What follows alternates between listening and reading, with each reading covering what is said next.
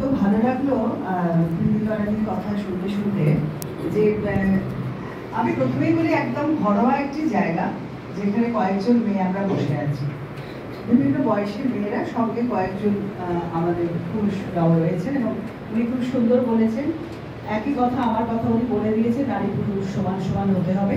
এটা আমি সারাক্ষণ বলি এবং আমি ভীষণভাবে দাবি করি যে আমার যতটুকু কাজ, যতটুকু মানুষ চিনেছে, আমাদের তো কেরিয়ার বলতে এরা বলেছিল কিছু একটা বায়োডাটা পাঠান।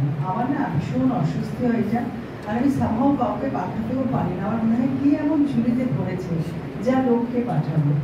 আর এইটা ভাবতে গিয়ে আমি কথার কথা লিখেছিল, কিন্তু আমি কিছুই পাঠাইনি। আমাকে অভিজিৎ জিজ্ঞেস করছিলেন, ঠিক আছে বলে দিন না, মানুষজন চিনেছে বলেই তো এখানে ডেকেছেন, আর ডাকবেন কেন নইলে। তবে একটাই কথা, আমরা ঘরে কয়েকজন বসে আছি, আমাদের কিন্তু এটা নারী দিবস নয়। যে ঘটনা আমরা দেখছি, আমরা সবাই জানি, সারাক্ষণ দেখছি, অনেক বছর ধরে দেখছি, তার প্রতিবাদে কিন্তু আমাদের সবাইকে এক হতে হবে, তাই না? এই চার দেওয়ালের মধ্যে বন্ধ থেকে চারটে মাইক্রোফোনে কথা বললে কিছু হবে না।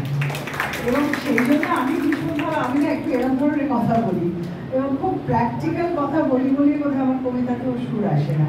কারণ কি, জীবনটাকে জীবনের মতো করে দেখতে হবে। এরকম সত্যি কথা, আপনারা বা তোমরা, তুমি বললে আর একটু আপন করা যায় বলে যদি তুমি বলি আপত্তি না থাকে, সবাইকেই তুমি বলছি।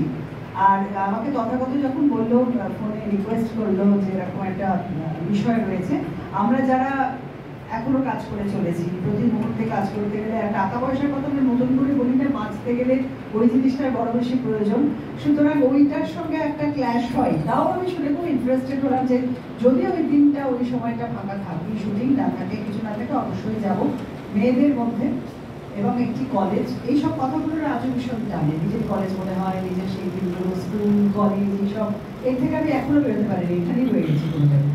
এবং ওই কথাটা, এটা কিন্তু খুব গুরুত্বপূর্ণ কথা, এটা আমাদের সব মেয়েদের মাথায় রাখতে হবে।